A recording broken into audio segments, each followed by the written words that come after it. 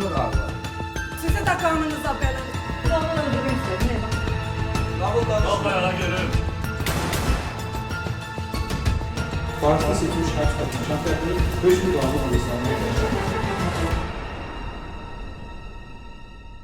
2025-ci il avqustun 20-sində 1994-cü il təvəllüdlü Rasim Larionovun öldürülməsi barədə 30-cu polis şöbəsindən Suraxanı rayon prokurorluğuna məlumat verilib.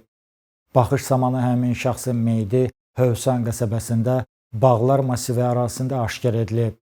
Həmin gün ağır cinayəti törədən 1975-ci il təvəllüdlü Emil Hüseynov saxlanılaraq istintaqa təhvil verilib.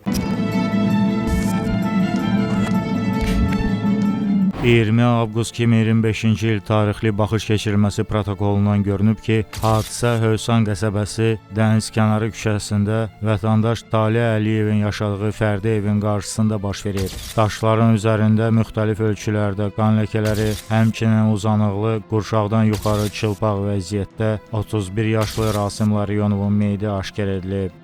Həmin gün şübhəli şəxs qismində Bakı şəhər sakini 1975-ci il təvəllüdlü Emil Hüseynov saxlanılıb. Məlum olub ki, Rasim Larionov 2018-ci ildə Nizami rayonu ərazisində soyğunçuluq əməlinə görə saxlanılıb və məhkəmənin hökmü ilə məhkum olunub. Suraxanı rayon prokurorluğunda Cinayət Məcəlləsinin 120.1-ci qəsdən adam öldürmə maddəsi ilə cinayət işi başlanılıb. Məhkəmə tibbi ekspertizasının rəyinə görə Rasim Larionovun ölümünə ürəyin və sol ağciyərin zədələnməsi nəticəsində baş vermiş kəskin qan itirməsi səbəb olub. Video görüntüyə baxış keçirilməsi protokolundan görünüb ki, yetkinlik yaşına çatmayan Məhəmməd Hüseynov küçə ilə qaçır. Ardınca əmisi oğlu Yusif Hüseynov gəlir.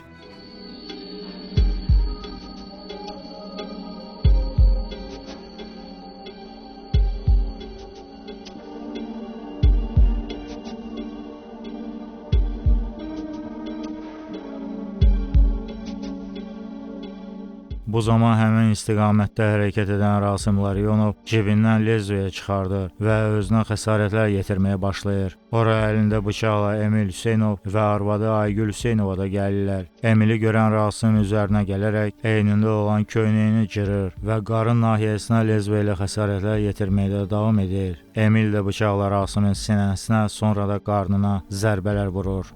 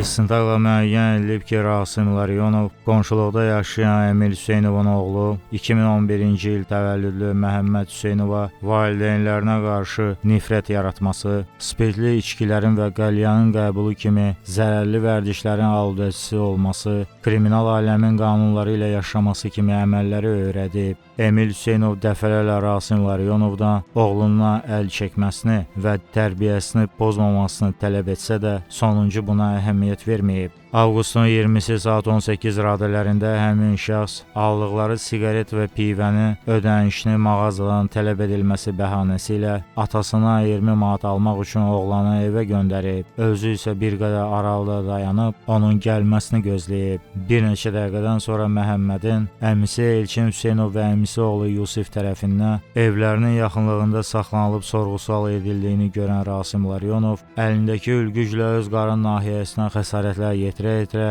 onlara tərəf gəlib və uşağı buraxmalarını tələb edib. Bunu görən Emil Hüseynov Rasim Larionova yaxınlaşıb və əlindəki bıçaqla ona zərbələr vurub. Bu hərəkəti ilə Hüseynov zərər çəkmişi qəsdən həyatdan məhrum edib.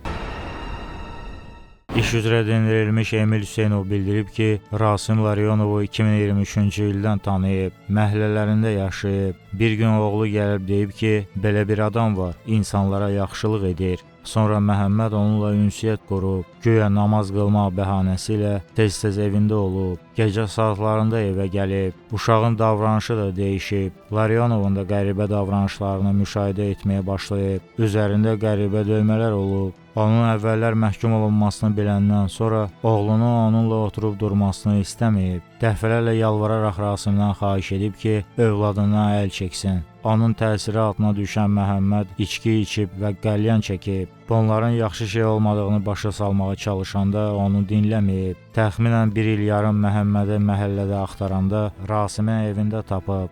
Bir dəfə övladı evə gəlib anasından pul istəyib. Yollaşıb pul vermədikdə özünü vurmağa, döyməyə başlayıb. Bir neçə dəfə Rasim özü də evinə gələrək ondan pul tələb edib.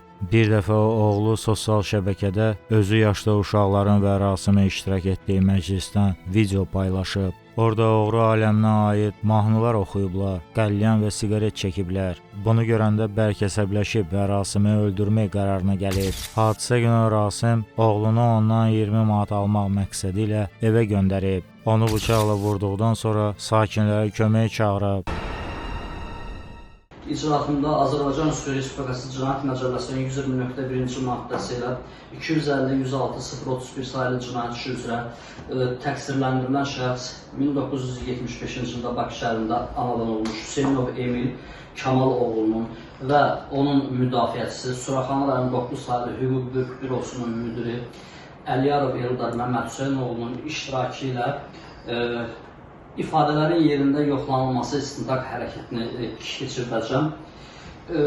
Emil Hüseynov, ifadəndə göstərdiyin xüsusatları canlı şəkildə, ardıcıllıqla ifadənin, yəni hadisə yerində göstərə bilərsənmi bizə? Bəli.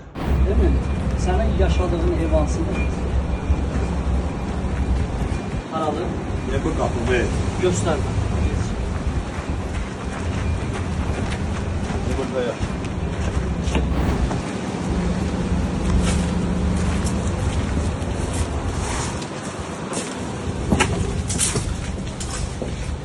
Hadisə vaxtı kimlər var evdə? Hadisə vaxtı qardaşım idi, bir də qardaşım var. Adları nədir? Hüseynov Ersin Kamaloğlu, Hüseynov Yusuf Ersin. Qardaşım qardaşım. Sonra həyətdə Oturmuşlar evin dalında. göstər.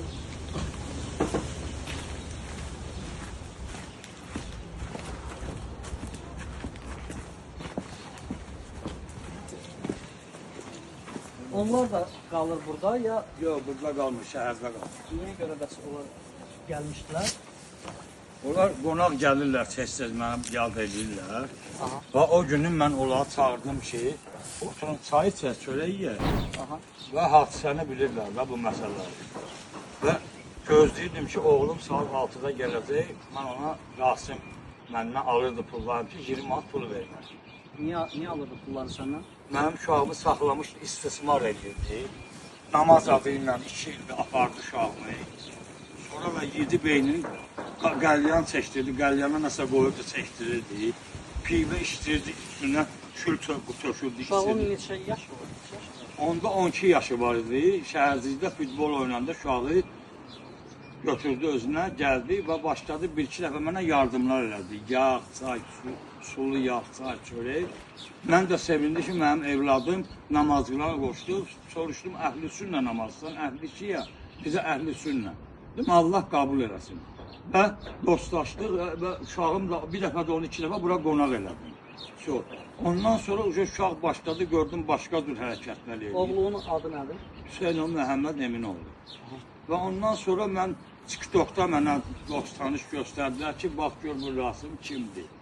Araşdırdım, özüm kəşfiyyatda olmuşam Enzali hərbi hissələrdə.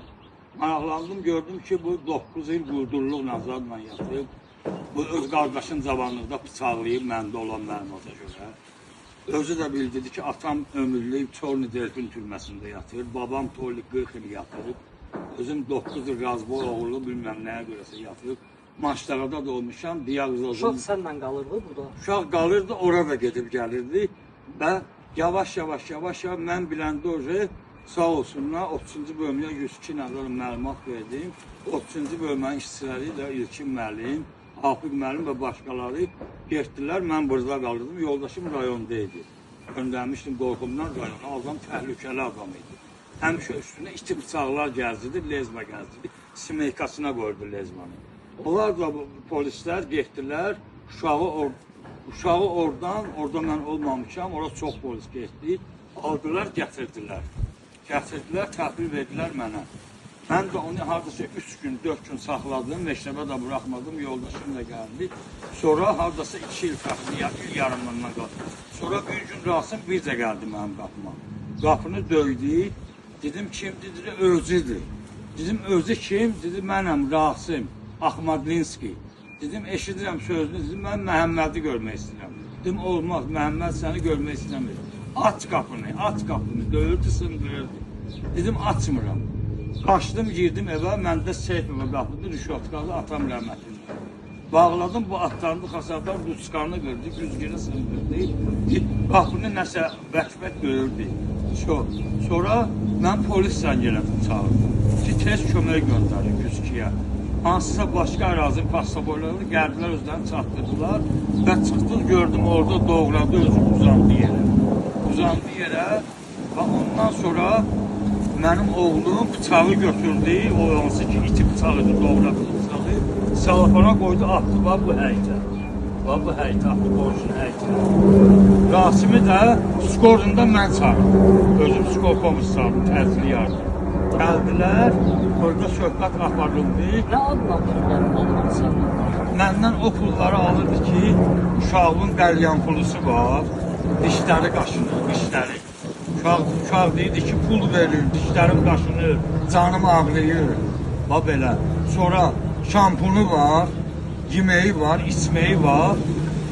Mən də oğluma sual verdim, bu qədər pulları alır, neyini atam, mən səncə çoxlu pul verir. Deyir ki, ata borclarını verir, Seyranın dükanına borclar verir, bir də kommunallarını ödür, işçilik qazı suyu, mənə belədir. Oğlum neçə ayda oradaydı, oynadığı yerdə? Uca hardasa 4-5 ayda oradaydı. Belə. Sonra məktəbə də getmirdi, qaçırdı məktəbdən, gedir olanın evinə. Gizlin gedirdi, ged-gedə uca uşaq evə gəlmək istəmədi. Və axırıncı dəfə fevralın 4-ü mən polisə müraciət edərdim, Yasamal polisinə. Uşaq orada özünü doğramışdı, onunla danışandan sonra. Oradan sağ olsun gəldilər, yoldaşımı apardılar orada ərzəsini aldılar.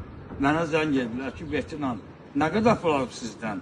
Dedim 500 manat. O birisiləri demirəm, onları da əlimdə sümür. Pensiya kartın var da sənin? Var idi. Onda elə fevralın... Hanı nüvəsində?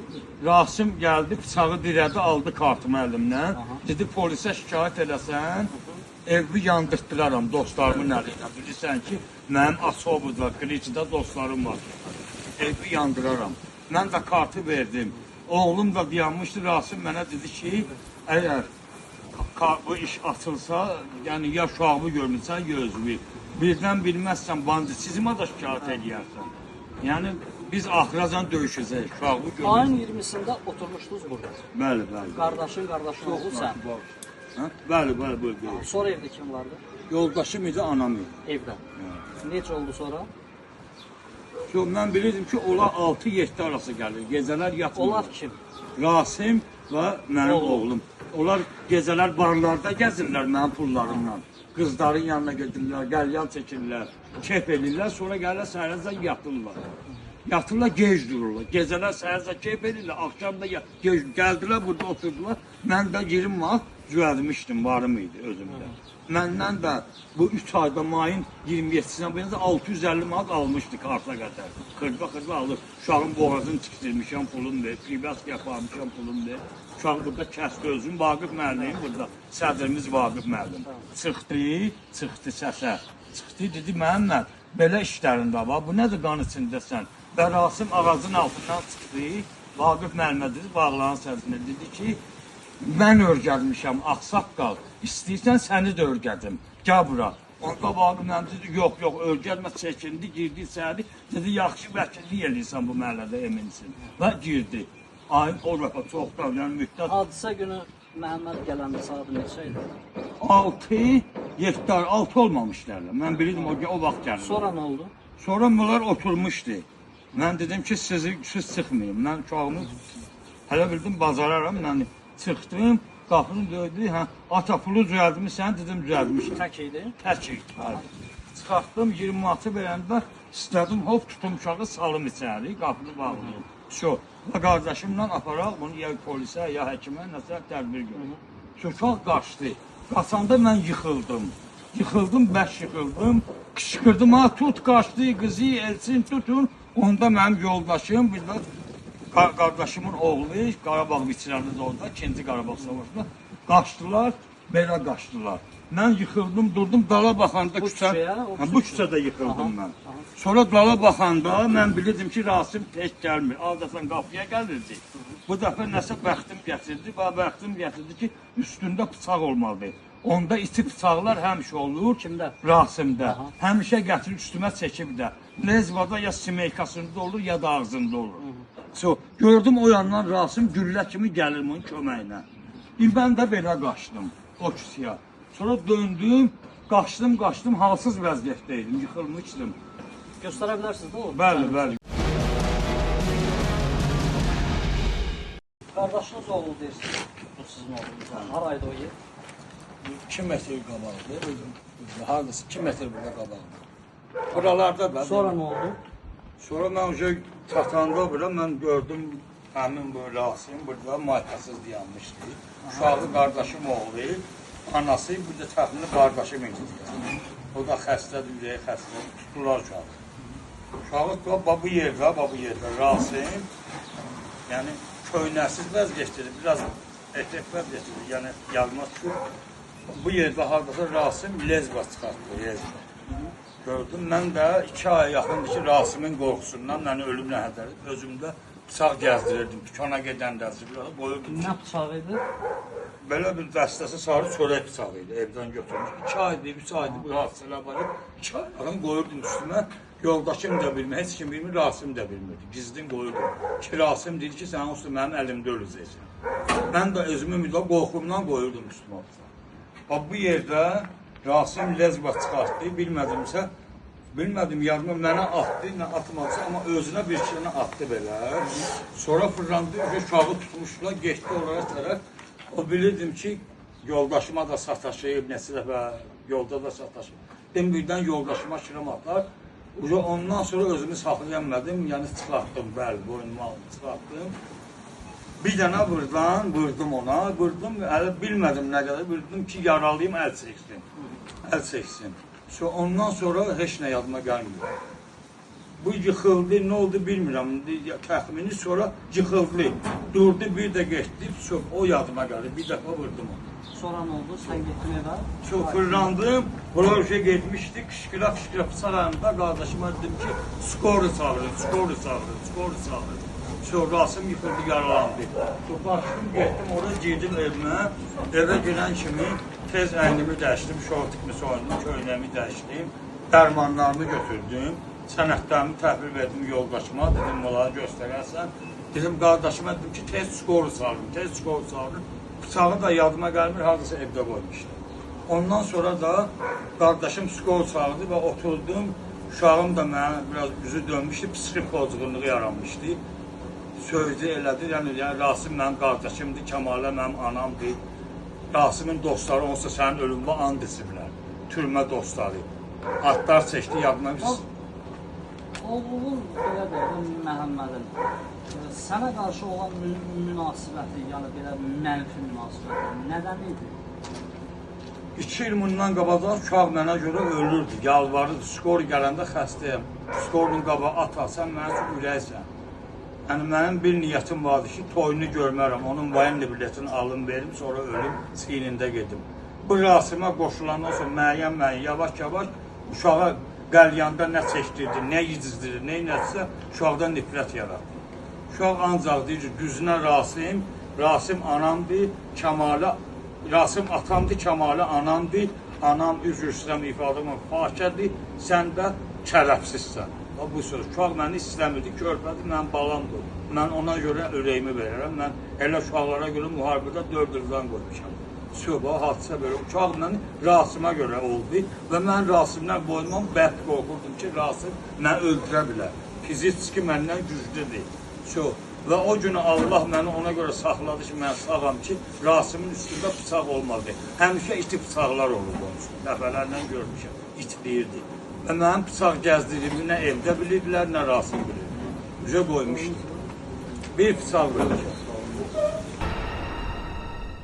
İstintaqın gedişatında təyin edilmiş məhkəmə psixoloji ekspertizasının rəyinə görə Emil Hüseynov cinayəti törədərkən şizofreniya, paranoid xəstəliyinin remisiya, yəni yaxşılaşma mərhələsində olduğundan öz hərəkətlərinin faktiki xarakterini dərk edib. Buna görə də Hüseynov anlaqlı hesab olunmalıdır. Hadisə zamanı yaranmış situasiya ilə əlaqədar onda gərginlik, qəzəb kimi hallar əmələ gəlib. 2025-ci il dekabrın 30-da başlayan məhkəmə prosesində Emil Hüseynov elan olunmuş ittiham üzrə özünü təqsirli bilib. Qeyd edib ki, cinayəti uşağına görə məcbur qalaraq törədib. Zərər çəkmiş şəxsin hüquqi varisi Kamilə Əliyeva ifadəsində göstərib ki, məhəllələrində yaşayan Məhəmməd onun oğlu Rasimə çox bağlı olub, uşağın psixoloji problemləri olub, dəfələrlə onu Rasimdən uzaqlaşdırmağa çalışsalar da heç nə alınmayıb. Təqsirləndirilən şəxslə barışıb, ona qarşı şikayəti yoxdur. Şahid Elçin Hüseynov bildirib ki, Məhəmmədin psixoloji problemləri olduğundan onu xəstəxanaya yerləşdirmək istəyiblər. Hadisə günü Məhəmmədi küçədə tutsalar da, o əllərindən çıxıb qaçıb. Bu zaman Rasim Laryonov gizləndiyi yerdən çıxaraq, əlindəki ülgüclə özünü vura-vura üzərlərinə gəlib. Bu vaxt Emil oğlunu qorumaq niyyəti ilə Rasimə hücum edib. Laryonovun işlətdiyi nalayiq ifadələrə dözməyən qardaşı onu bıçaqlayıb. Hadisə nədən ibarət oldu? Yani sırtında Nədə ifadə olunur? Nə deyir kriminal aləmin üstü kimi? Özünü tanıtır. Nə deyir? Mən kiməm? Şahid demiş ki, sən şey Ad verəcəm. Nə adı? Bax, bu onun evində qalması, Məhəmmədin Rasim'in evində qalması. Gedək. Bir yollarda onun evində. Ümumiyyətlə, əmin geçsinin gətirmək istəsi. Bax, bu hadisələrdən Rasimin bu qaydada Məhəmmədi pis yola sövq etməsindən əmimizin yanında olmuşsun. Əmimiz hansı formada təsir edir və evdə bu barədə aramızda bir söhbət olub mu əmimizdən? Həm söhbət olmuşsun? Vermiş yanlarında şahını bilməz. Əmin də başa düşür ki, öz məsələsini öz əllidir. Başqa sualım. Şahid Talih Əliyev ifadəsində göstərib ki, avqustun 20-sində evdə olub. Davadalar səsinə küçəyə çıxıb, üzərində paltar olmayan bir nəfərin yerdə uzandığını görüb, hadisənin baş vermə anını görməyib. 15-20 dəqiqədən sonra təcili yardım briqadası və polis əməkdaşları gəliblər. Məhkəmə iclasında müdafiə tərəfinin vəsadəti əsasında kompleks məhkəmə psixiatri ekspertizası təyin edilib. Tanış oldum və istintaq orqanına vəsadət verdim ki, həmin doğuldur. Təsdiqləndirilən şəxs 1-ci Qarabağ müharibəsində iştirak edəndə xəsarət alıb. Bir neçə dəfə xəstəxanaya müraciət edib və həmin vaxtdan da təqaüd alır. Əsassız sayılmasından, şübhə doğulmasından, ümumiyyətlə, həmin ekspertisanın həyata keçirilməsi zamanı Cinayət Prosessual Məcəlləsinin tələblərinin pozulması ilə bağlı həmin hallara rast gəlinmir. Həmçinin hörmətli məhkəmə qeyd olunan ekspert rəyini biz məzmununu nəzərdən keçirsək, həqiqətən də şəxsin həmin vəziyyətdə, yəni həmin xəstəlikdən, yəni psixatrik xəstəlikdən əziyyət çəkdiyi qeyd olunsa da, yaxşılaşma mərhələsinin, remisiya mərhələsinin olması öz əksini tapmışdır. Və bu ekspert həmin deməli rəyə gələrkən təqsirləndirilən şəxsin barəsində mövcud olunmuş deməli xəstəlik tarixi sənədlərinin, yəni onun qeyd olunan xəstəxanada müalicə olması ilə bağlı mövcud olmuş xəstəlik tarixi sənədlərini və ambulator deməli müayinəsinə əsaslanmışdır. Hesab edirəm ki, hörmətli məhkəmə hazırki mərdə qeyd olunanları nəzərə alaraq ekspertisanın həyata keçirilməsi, ekspertisanın deməli təyin olması, təkrar məhkəmə ekspertisanın keçirilməsi barədə qərarın qəbul edilməsi əsassızdır və vəsatət təmin olunur. 2026-cı il yanvarın 22-sində keçirilmiş ekspertizanın rəyində göstərilib ki, Emil Hüseynovun barəsində tibbi xarakterli məcburi tədbirlərin tətbiq edilməsinə ehtiyac yoxdur.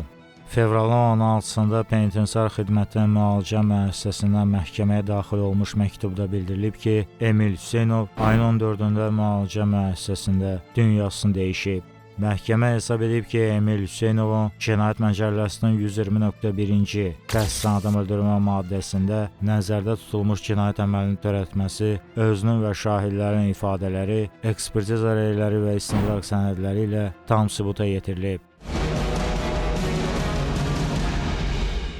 2026-cı il martın 17-sində Bakı Ağır Cinayətlər Məhkəməsinin qərarı ilə fevralın 14-də penitensiar xidmətin müalicə müəssisəsində ölən Emil Hüseynovun barəsində Cinayət Məcəlləsinin 120.1-ci maddəsi ilə başlanan cinayət təqibinə xitam verilib. Onun haqqında seçilmiş həbs tədbiri ləğv edilib.